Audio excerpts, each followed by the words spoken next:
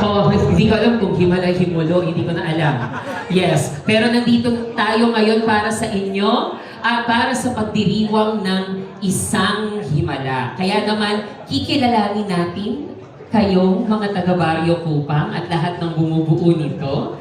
Ayan, at ang mga kwento, mga katanungan ng inyong experience. Ayan, mga experience kung paano natin binubuo at binuo ang obra maestra ang aabangan natin this MMFF 50th. Ayan, so we'll open the floor now to questions. Okay. Ayan, but before those questions, I would like to acknowledge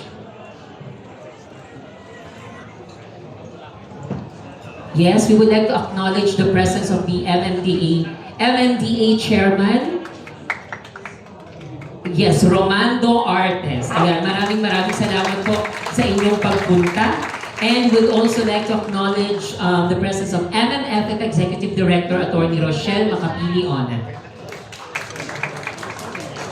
So, we have the questions here. Sige, ano to? Itong dalawang to, sanay na sanay to sa... Ayan. Okay, so we would like to call on Sir Romel Gonzalez na magtatanong po sa ating cast. Hello, Sir Romel. Yes, hello. Magandang hapon sa ating lahat. My question is for Ms. Aisel Santos. Yes. Po siya sa likod. Aisel, first congratulations for the film. And gaano kahirap o kadali ba para sa'yo na instead of the normal delivery ng mga dialogue, ay ikakanta mo ang mga linya mo?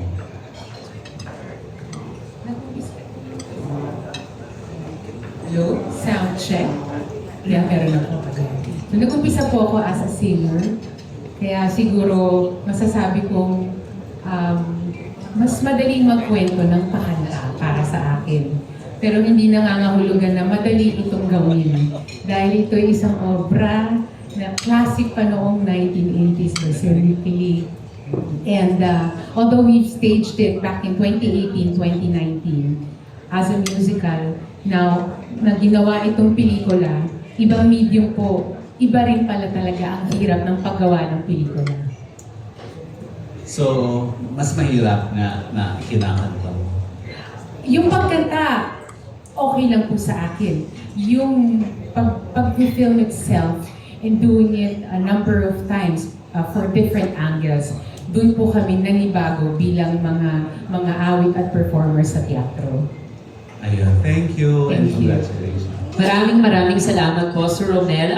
Gusto ko lang din pong tawagin ang ating mga susunod na magtatanong para po, yes, handa na po tayo sa ating mga katanungan para po, let's keep the ball rolling, yes.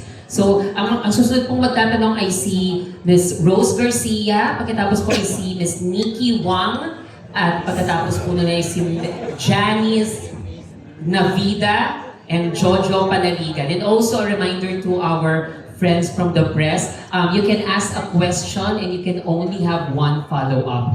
Wala pa akong kasalanan dito, napagsabihan lang po ako.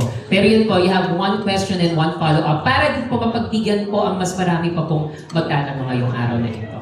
Ayan. Hello, hindi po ako si Rose Garcia.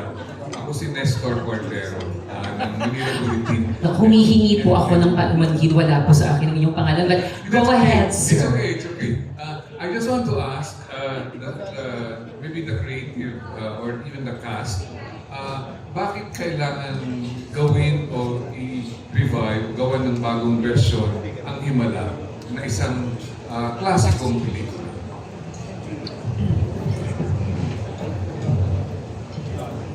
Buhay na. Yes! Ang akong feeling ko, itong ginagawa ito para siyang tribute doon sa 1982 film na ginawa namin. And natuwa na ako nang lapitan ako ni Pepe. Nagkaroon ako ng feeling na parang yung classic na Himalano, nanganganak siya ng iba-ibang versions, paying tribute sa kanya na dapat babalik ko na sa kanya. And para sa isang writer, masaya nakikita mo na yung trabaho mo, matatransform into different mediums naging musical siya, naging stage play, nag-stage siya, naging libro siya, and hopefully maging graphic novel siya. Parang ganun siya ka-rich yung possibilities niya. So masarap para sa akin. Pero I think ang mas makakapagpaliwanag si Pepe. Ako, I had seen the film as a younger, even as a film student, and fell in love with it, and it really had an indelible mark on my mind. And then when I watched the staging for 2018 and 2019 with this wonderful cast in ASL, with the libretto by Sir Ricky and Vince, it was the most powerful experience I've ever had in a theater. It made me laugh, it made me cry, it gave me goosebumps, and then I left the theater, ang dami ko pong iniisip. I was thinking about the play long after I had seen it. And that's the same experience that we would all like to share with viewers this MMFF. Isa po siyang kwento na antig sa puso, isipan natin lahat. And I think 42 years after the original film, napakalakas pa po rin ng mga themes and ideas, and ang kwento ni Elsa is something that I think really needs to be revisited and brought to life, this time with a different dimension of music. Just one more thing to say about that. So I think a main difference between yung original film and the musical is because sa music, ilalabas natin yung mga nasa loob natin. Yung mga hindi natin nasasabi natin sa pamamagitan ng kanta. And here, because of that, you're given a different view of Elsa and a different view of everybody. Last point. Kanina, I wanted to ask Aisel, ano ang naging reaksyon ni superstar national artist Nora Honor na ikaw ang magbabahagi ng kanyang klasikong Elsa role? I think napanood ka niya many times or a few times dun sa stage, no? I think back in 2018 nang nanood si Miss Nora Honor sa amin, naaalala kong niyakap niya kami, nang nangingilit ang kanyang luha, at may litrato ako, may ebidensya, na magkahawak kami ng kamay dahil kilig na kilig po ako. At ang naaalala kong sinabi niya, nanumbalik lahat sa kanya nung kanilang film, ang Himala. And from that, I took it as a blessing, as a yes to what we just did. So, yeah. And then may full support si Ate Guy sa project na to. May participation sa pelikula. In fact, sa trailer, yung huling voiceover, that's Ate Guy. Okay, sabi ko ano yung naging participation niya. Ano yung naging participation ni Nora? Abangan. Opo. Yes, abangan po natin kasi po Salamat. Mamaya ko natatanong si Between. Ayan. Okay. Thank you very much po. Okay, so we would like to call on Miss Rose Garcia, yung totoo na pong Rose Garcia. Ayan. Ayan. While we are waiting, it's really good to know no, na parang it's a full circle moment after 42 years being a movie, and then 16 years, noong 2003, it was a musical, and then now it's coming back to MMFF now as a musical, a movie musical. So, ang sarap-sarap pakinggan at puntahan ng naratibong yun. Yes po, Ms. Rose. Good afternoon. Although medyo natanong na ni Litonet, kay Aisel, of course, you played in a musical na talaga, and this time it's a movie musical. What's happening? Guard. Hindi totoo ni Mala. Guard. Guard. Ushers. Guard. Guard. Is this part?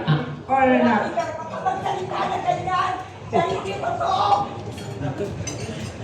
Tingin lang kayo mga impostora. Wala kang karapatan na lukuhin ang mga tao. Yes. Pakipigil siya. Huwag yung lulukuhin ang mga nanonood. Gumagawa ka ng kwento para paniwalaan ka, Elsa? Ha? Mapagin na! Hindi totoo ang iba na!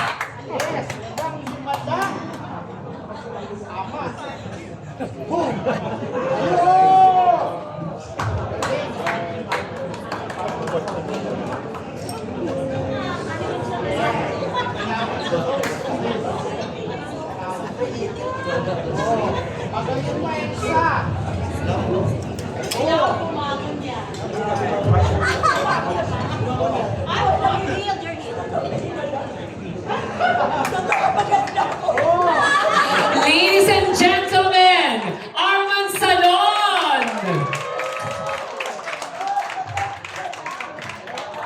Di ba pinresent ko na siya? Ayaw niyang tumigil. Oo, Arman Salon!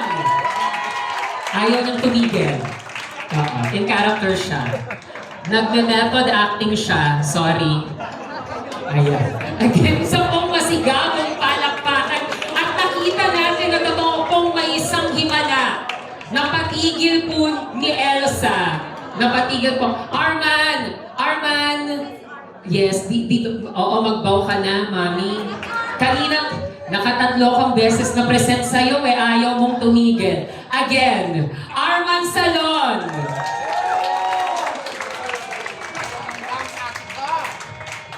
Oo, dito ka, hindi ka na-camera masyado kanina. Yes, ayan.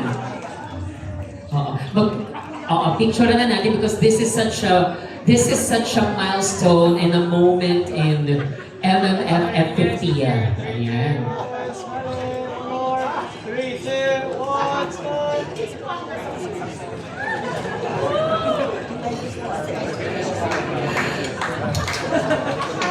Maraming salamat, Mami, katabi mo national artist, Diyos ko Oo, tapos katabi mo si Elsa.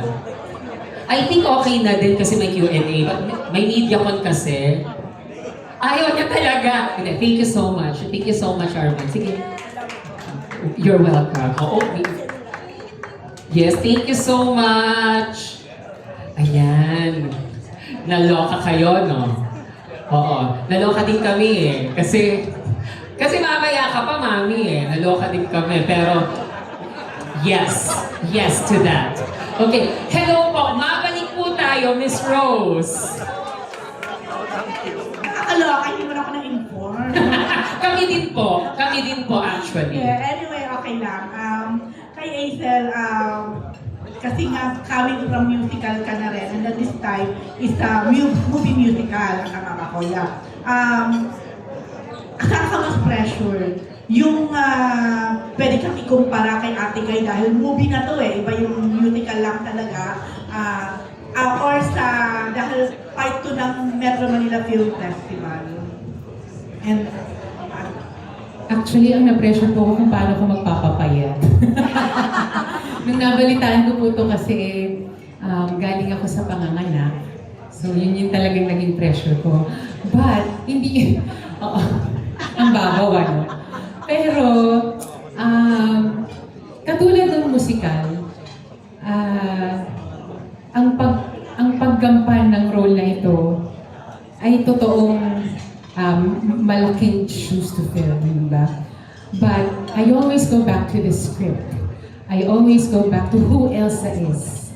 Marahil iba ang naging interpretasyon ni Ate Guy, marahil magiging iba rin po ang interpretasyon namin ngayon dahil nanggaling kami from 5 years ago, sabi nga namin, uy, after 5 years, parang marami kaming baon pa. Kaya kahit kami pong bawat isa sa amin ay excited kung paano ito maipapakita sa ng pelikula. Though we've taped it, but it's really different pagka ayan na nandyan na yung camera at kitang-kita na yung mga pores namin, kitang-kita yung detalye, kitang-kita yung kunot ng loob mo at pag-iyak mo at pagbulong mo. Ang mga bagay ito hindi kasi nakikita lahat din sa teatro. But this time, it's how many times more? It's 10 times more. And we are excited at sana rin, kayo rin po ay excited for the film. last na, kung may isang himala na naihingi para dito sa pelikula na to, ano yun? Maging box office po. Yes! Ang suportahan po ng maraming Pilipino ang mapanood ng Gen Z, ng mga pamilya, dahil hindi lamang ito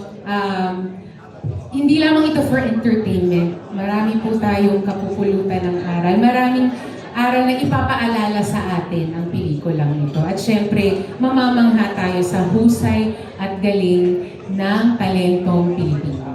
At obrang Pilipino. Opo, isa lang po talagang follow-up. I'm so sorry. Okay, thank you. Thank you so Love you, much. Ate Rose. You don't have to worry because mamaya naman po after our Q&A, you'll have an opportunity to talk to our artists. Ayan. Okay, so ang ating pong next na magtatanong, hindi ko po alam kung siya po ito, pero I will try. Miss Nikki Wang. Mr. Nikki Wang.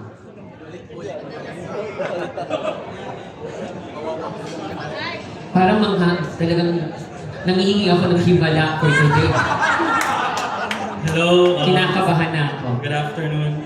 First of all, congratulations sa creatives and of course to the entire cast. We all know that Himala explores, 70s and 80s socio-political issues. This question is for Direk. With this reinterpretation, how do you think the themes discussed in the original film would, resonate with today's audience? I think yung themes po ng Himala are timeless, and unfortunately a lot of the issues that were present in the original film are still issues that we have in our society today. Issues of faith and blind faith. Issues of truth and non-truth. Issues of our society and the way we deal with each other. Pero I think nasa pinakapuso po ng Himala is ito po, ang kwento ni Elsa, which is her coming to terms with her faith and the visions that she had seen. And then on another level, yung kwento niya with her mother. And how yung relationship nila evolves because of yung mga Himala. Yung relationship ni Elsa with her friends, Chayo and Limia, na they grew up together and drifted apart, and how they are trying to come back together. And then ang kwento ni Elsa in relation to the entire community. So napakadami pong layers na yun. Na I think you watch it as a child, as a parent, as a neighbor, as a friend, ang dami po pong makakapitan na antik talaga sa puso. And so for me, it's the same, and I hope to share that experience with the audience. It's great to hear. And final question. If Direk Schmelberg were alive today and he would, see your film, how do you think Direk Schmel would react to this reinterpretation of his film?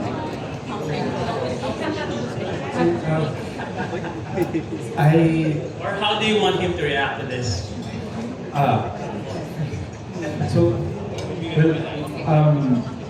With Sir Ricky,